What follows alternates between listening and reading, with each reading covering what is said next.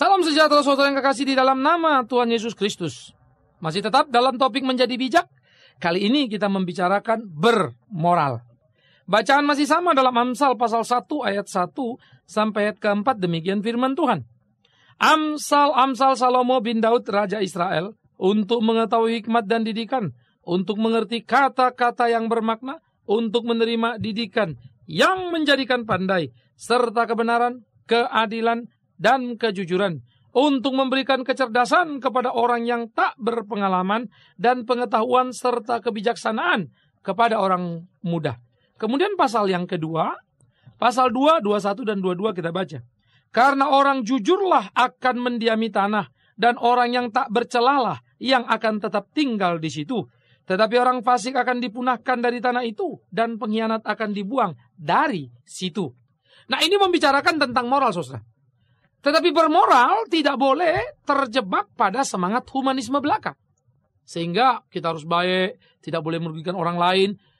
Ini tampaknya benar, tampaknya bagus. Tetapi kalau hanya karena itu bahaya sekali. Tetapi ini yang namanya moral harus merupakan ekspresi orang yang berpengetahuan, yang mempunyai iman, yang kemudian dipertanggungjawabkannya dalam perbuatan-perbuatan moral yang utuh. Jadi, di situ kita perlu untuk menyadari bersama-sama bermoral di sini dalam konteks mengenal Tuhan berbeda dalam pengertian sekedar sebuah semangat atau pemahaman humanisme belaka lain. Nah, oleh karena itu di dalam kerangka bermoral ini perlu kita pikirkan bersama-sama bagaimana nilai-nilai moral itu harus ditumbuh kembangkan di dalam kehidupan. Ya, yang pertama saudara, nilai moral harus dipahami merupakan nilai-nilai yang baik yang ditetapkan oleh Tuhan. Itu penting. Ya, hendaklah engkau baik pada semua orang di sekitarmu. Belajarlah engkau mendahulukan kepentingan orang lain misalnya ya. Maka nilai-nilai moral seperti itu yang seringkali kita sebut menjadi kasih begitu, ya. Moral yang tinggi itu muncul hanya bisa berdasarkan ketetapan yang Tuhan ajarkan. Belajar 10 hukum menarik misalnya, khususnya dalam hubungan antar sesama manusia. Jangan mencuri, jangan membunuh, dan seterusnya. Maka nilai-nilai moral yang dibangun di dalam kerangka kebersamaan dengan Tuhan, alangkah amat sangat luar biasanya. Ya, ini perlu. Oleh karena itu, saudara, kebaikan atau nilai moral, sekali lagi, harus berdasarkan kepada ketetapan Tuhan. Bukan sekedar saya tidak merugikan orang lain. Ya.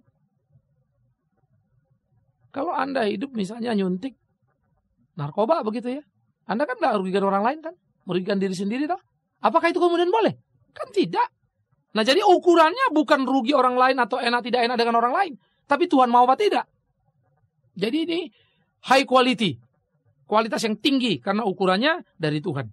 Nah yang kedua harus juga kita pahami bahwa nilai moral ini merupakan keunggulan juga. Ya. Manusia dari binatang. Kalau sebelumnya kita berbicara keunggulan pengetahuan, maka disinilah keunggulan akal budi pada diri manusia. Pengetahuan tanpa akal budi itu sangat menyedihkan. Di Indonesia ini dunia pendidikan kan sedang dikisrukan. Anak-anak sih semakin tahun makin pinter-pinter nih. Ya, dulu nggak pernah juara dunia, sekarang juara dunia. Tak fisika, matematik dan seterusnya. Tetapi yang repot, anak-anak dulu nggak pernah tawuran, yang sekarang tawuran. Nah, ini kan jadi masalah. Artinya apa? Terjadi dekadensi moral yang sangat mengerikan. Dulu kan orang anggap homo, lesbi itu aib. Baik gaynya maupun lesbi. Jadi homo tidak baik. Ya. Homo itu dulu dianggap tidak baik. Tapi sekarang relatif bisa jadi itu baik. Ngeri toh? Ada pergeseran-pergeseran nilai-nilai moral yang begitu tinggi tadinya. Sekarang merosot. Menjadi rendah sekali. Nah, jadi saudara, ini perlu untuk kita perhatikan bahwa moral itu merupakan keunggulan manusia daripada binatang. Maka di dalam hubungan itu terjadi sebuah kebersamaan dalam keperbedaan. Kalau binatang mah lain. Ya, singa lain sama kancil. Maka kancil ditelan sama singa. Jangankan kancil, yang lain-lain pun. Maka singa itu disebut raja hutan. Semua diuber sama dia, semua dihajar sama dia, semua ditelan, digigit sama dia. Itu singa. Tapi manusia yang bermoral tentu tidak bisa begitu dong. Sekalipun atas nama mayoritas, menindas minoritas, mengganjang minoritas. Apa bedanya kita sama binatang, saudara? Mana boleh begitu? Manusia itu keunggulannya, itu kehebatannya. Ya, minoritas tidak menjadi tertindas. Tapi mayoritas tidak serta-merta menjadi arogan. Tapi minoritas-mayoritas terikat dalam kebersamaan karena kebermoralan. Perbedaan-perbedaan yang membuat mereka mayoritas-minoritas tidak menjadi permasalahan. Apa itu warga negara asli atau warga negara asing begitu ya. Ada kesadaran kemanusiaan. Itu bedanya manusia sama binatang. Nah, oleh karena itulah kalau moral ini merosot terus bahkan menjadi krisis, artinya nilai itu menghilang dari diri. Waduh, kita tidak bisa membayangkan. Mau jadi apa hidup ini? Mau seperti apa? Sungguh amat sangat luar biasa menakutkan. Jangan sampai itu terjadi dalam kehidupan kita. Saudara-saudaraku, itu amat sangat luar biasa berbahaya. Jadi, nilai-nilai itu harus kita tumbuh kembangkan di dalam kehidupan kita. Kenapa? Karena kalau pertama nilai moral kebaikan yang ditetapkan Tuhan, kedua menjadi keunggulan atas binatang, maka yang ketiga itulah yang membuat manusia punya nilai yang tinggi sebagai manusia. Ya, jadi manusia punya pengetahuan menyate orang lain, membabat orang lain. Binatang juga kan, rendah sekali hidupnya. Kalau dengan pengetahuannya dia menindas, memiskinkan orang lain, rendah sekali. Tapi orang bermoral tidak begitu. Justru dengan pengetahuannya, dengan keunggulannya, dengan kekuatannya, dia mengangkat harkat hidup orang lain. Sehingga yang orang tertindas, orang di bawah, dinaikkan sama dia nilai dirinya. Wow, hebat sekali. Itu yang perlu, itu yang penting, dan itulah kehidupan. Jadi saudara, nilai-nilai moral seperti ini perlu ditumbuh kembangkan khususnya dalam dunia modern. Di mana terjadi semacam perelatifan yang kita kenal dengan istilah relativisme. Yang merelatifkan segala sesuatu membuat nilai-nilai moral itu mengalami pemerosotan yang mengerikan. Dulu orang sakral membicarakan pernikahan. Tetapi sekarang biasa melakukan, bukan lagi membicarakan ya, melakukan perceraian. 1001 argumentasi alasan dibuat. Sehingga bukan lagi apa kata Tuhan, tapi apa kata diri, apa kata perasaan. Memang bisa terjadi pengkhianatan oleh sebuah pengetahuan. Tetapi awas seperti yang saya bilang, itu sebab pengetahuan tidak boleh diceraikan dari moral. Berpengetahuan, bermoral, dibangun di atas iman yang sehat. Itu harus. Karena iman ansih murni. Ya, pengetahuan ansih baik, begitu pula moral ansih baik pada dirinya. Tetapi kalau sudah dipoles-poles ya jadi bahaya. Iman pun kan begitu. Ya, iman pada Kristus ditafsirkannya menurut dirinya sendiri. Ya gawat. Iman kepada Yesus mesti dilihat pada Alkitab dong. Kembali kepada moral tadi. Oleh karena itulah nilai-nilai moral yang harus ditumbuh kembangkan itu dibangun dalam sebuah kerangka semangat yang kuat. Nilai moral itu harus dibangun dalam kerangka kehidupan yang sangat tinggi. Sehingga itu akan membuat kehidupan manusia menjadi satu hidup yang bernilai tinggi. Karena memang disitulah letak nilai hidup manusia itu sendiri. Manusia bernilai atau tidak bernilai tergantung bermoral atau tidak bermoral. Ya, nah kita mesti berani menguji diri loh saudara. Kita mesti berani mengukur diri kita. Kita ini manusia bermoral apa enggak ya? Begitu. Ya. Yang kedua, dari bagian guna moral. Apa fungsinya moral ini pada diri kita? Nah, bagian 2 ini mengatakan pertama, moral itu berguna bagi kita di dalam mengaktualisasikan perintah Allah. Lah, gimana sekarang saya tahu kamu anak Tuhan? Dari perbuatanmu kan ya? Nilai-nilai moral yang kamu keluarkan kan? Lah kalau enggak bagaimana saya tahu dong? Kamu anak Tuhan lah kalau kamu jahat. Kamu anak Tuhan tapi katanya mencuri lah. Bingung. Anak Tuhan yang enggak mencuri ya tuh. Anak Tuhan kan baik. Kan begitu kan? Maka nilai moral itu sebetulnya menjadi ekspresi. Ya, apa yang sering kita sebut buah gitu. Dari kehidupannya, buah dari imannya. Yaitu Allah yang memerintah di dalam dirinya, Allah yang diimaninya. Maka Allah yang diimani itu nampak. Betul Allah, diimaninya Allah yang betul. Allah yang benar, nampak dalam perbuatannya yang betul. Perbuatan-perbuatannya yang benar. Jadi, saya suka mengatakan, orang Kristen tidak perlu ngomong dia Kristen. Tapi perbuatannya sudah akan menceritakan siapa dia. Dia boleh ngomong dia Kristen atau pendeta sekalipun. Tapi perbuatannya bisa jadi menyangkalinya. Oleh karena itu, moral amat sangat perlu. Sebagai ekspresi dari hidup yang mengenal Tuhan. Ya. Nah jadi saudara, ini menjadi hal yang harus kita bangun, kita tumbuh kembangkan dalam kehidupan kita. Nilai moral itu. Nah, disinilah kita perlu untuk bersama-sama menumbuh kembangkan seluruh kerinduan kita menjadi kerinduan yang terwujud nyatakan dalam kehidupan yang terpuji tentunya. Untuk apa lagi moral? Yang kedua, moral itu adalah membangun hubungan antar manusia. Manusia dan manusia yang berpengetahuan bisa saling berperang kalau tidak ada moral. Tapi manusia dan manusia yang berpengetahuan akan bersama-sama karena ada moral. Jadi, moral itu memungkinkan hubungan manusia yang berbeda tadi. Yang kemudian mereka rumuskan dengan pengetahuan. Ingat ya, pengetahuan moral tidak bisa dipisahkan. Maka menjadi bijak itu adalah komprehensif dalam nilai pengetahuan, dalam nilai moral. Nah, jadi dia mampu membangun hubungan antar manusia. Kasihilah sesama manusia seperti dirimu sendiri. Kamu belajar. Udah. Tahu pengetahuan kan? Jalankan. Nggak bisa. Kenapa? Nggak bermoral orangnya. Taunya rugiin orang lain doang. Gawat kita. Maka pengetahuannya bisa jadi bumerang. Malah dia rubah bagaimana caranya ngakalin orang lain. Tetapi dengan pengetahuan dan moral, maka dia membuat satu pola hubungan. Bagaimana membangun kebersamaan. Maka dia tidak pernah memandang orang sebagai mayoritas atau minoritas. Tapi dia memandang manusia sebagai manusia sama seperti dia manusia. Dan dia tahu, dia hanya manusia kalau bisa menghargai manusia lain. Kan begitu. Dia bukan manusia kalau dia tidak bisa menghargai orang lain. Nah ini penting. Ditanamkan, dicanangkan di dalam kehidupan. Sehingga dengan demikianlah kita bisa membangun kerangka yang utuh di dalam hidup kebersamaan umat Tuhan.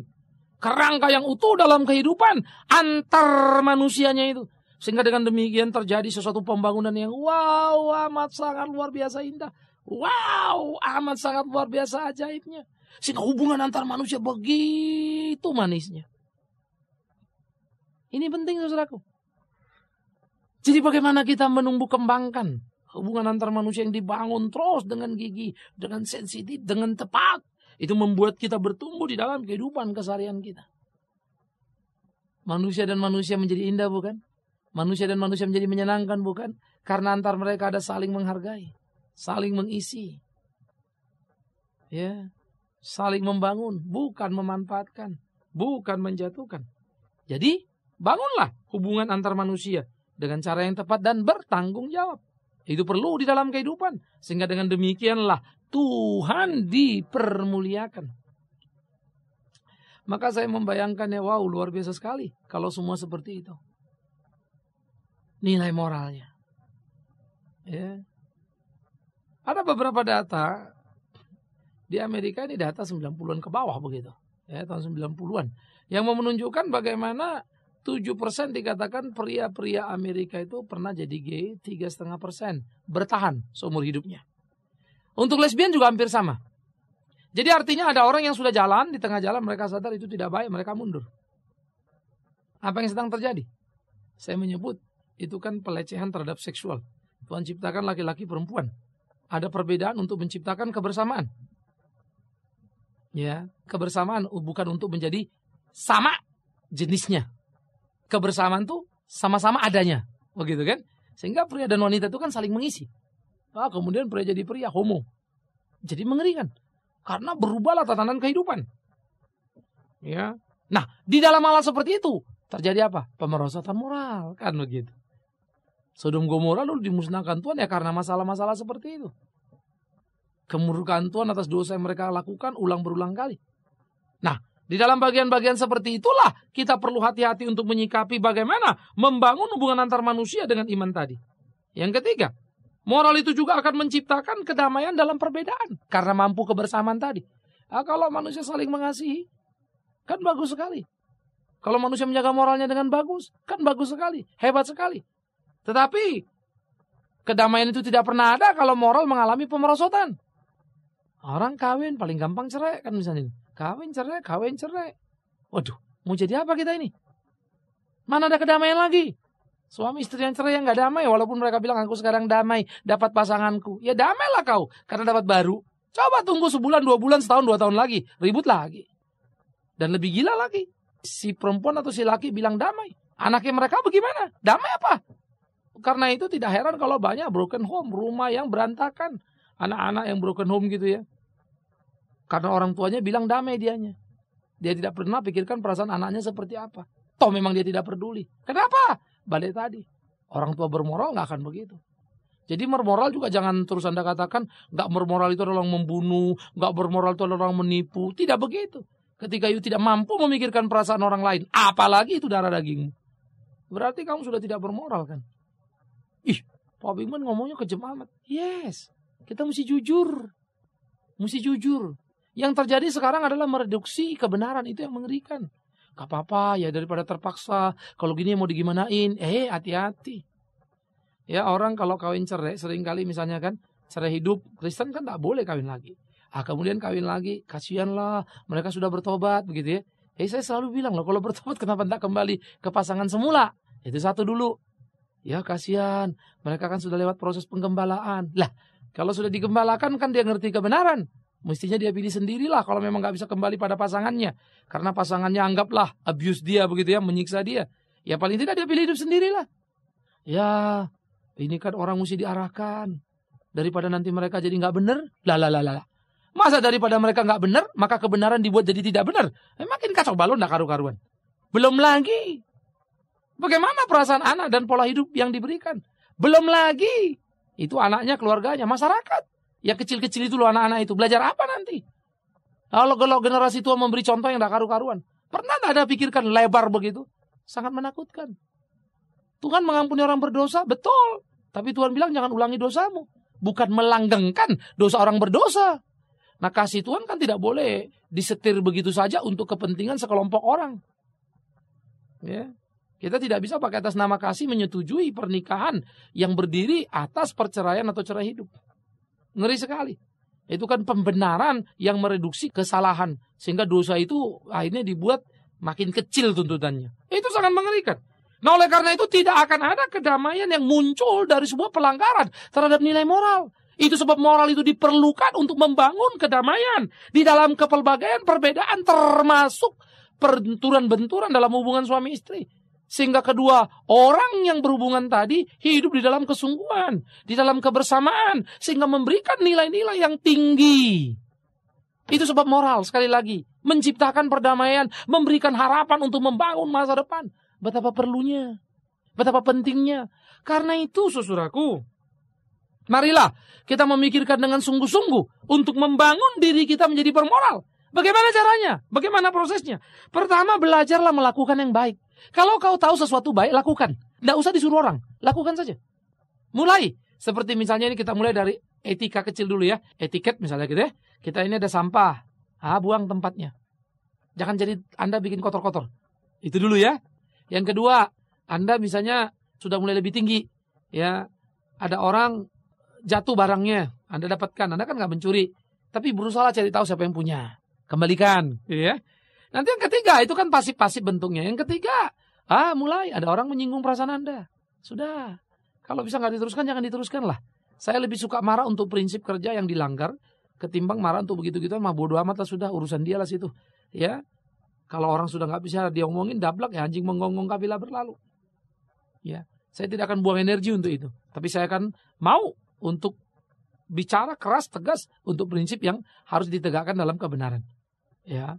Karena Tuhan juga bilang, jangan beri mutiara pada babi. Sudah dikasih tahu enggak, sudah jangan buang energi. Ya. Tetapi bagaimana belajar melakukan yang baik tadi adalah lakukan. Apa itu maksudnya? Supaya itu menjadi sebuah stimulan yang merangsang terus dalam kehidupan kita. Karena tindakan baik harus dirangsang keluar dari hidup kita. Jadi belajar. Ada orang susah, yuk belajar bantu. Ya, entah tetangga ke, hansip, ya apa ke, bantulah. Belajar, punya moral bagus toh. Ya begitu, jangan cuma ngomong doang kan. Tapi kita tidak wujudkan. Ya. Yang kedua dalam hal ini belajarlah jujur pada kekurangan diri. Banyak orang tidak mau jujur pada kekurangan dirinya, membuat dia tertutup ruang untuk belajar melengkapi dirinya. Nah kita mesti jujur terhadap kekurangan-kekurangan diri. Bagaimana kemudian kita melihat kekurangan-kekurangan belajar. Termasuk kita mungkin emosional, belajar.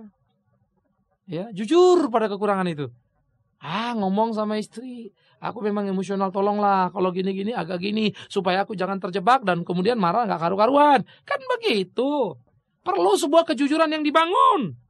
Jujur pada kekurangan diri. Kita juga harus belajar siap dikoreksi. Minta partner kita, suami atau istri kita, teman kita, Kalau ada yang salah pada tindakanku, cara-caraku, tolong dong kasih tahu. Kadang-kadang kan saya nggak sadar.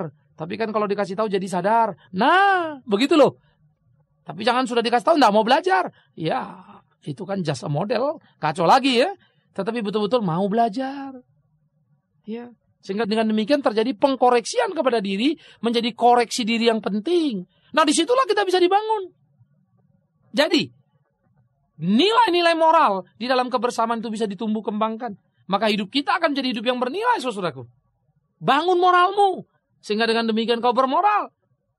Kenapa? Bukan karena supaya orang tahu kau bermoral. Tapi karena sudah seharusnya. Kalau memang kau anak Tuhan. Kan gitu. Maka semua itu harus ditumbuh kembangkan di dalam kehidupan kita. Nah, biarlah hal ini kita lakukan sehingga akhirnya kita betul-betul menjadi bijak hidup di dunia ini. Sehingga dimanapun kita ada kita bisa eksis. Menjadi saksi dan memuliakan nama Tuhan kita. Kiranya gereja Tuhan boleh menjadi bijak. Supaya dimanapun dia ada, bahkan dalam jumlah yang sedikit dan kecil pun, ia tetap mampu memainkan perannya. Memberikan sumbangan nyata. Bukan merusak orang lain. Tapi memberikan penghiburan, pertolongan dalam kehidupan bersama bagi bangsa dan negara. Bukankah begitu? Puji Tuhan. Amin. Mari kita berdoa. Ya Tuhan, kami bersyukur dan kami berterima kasih kepadamu kalau Tuhan mengajar kami untuk menjadi bijak di dalam hidup ini. Sehingga hidup kami sungguh-sungguh menjadi hidup yang bisa dipertanggungjawabkan, Tuhan dipermuliakan.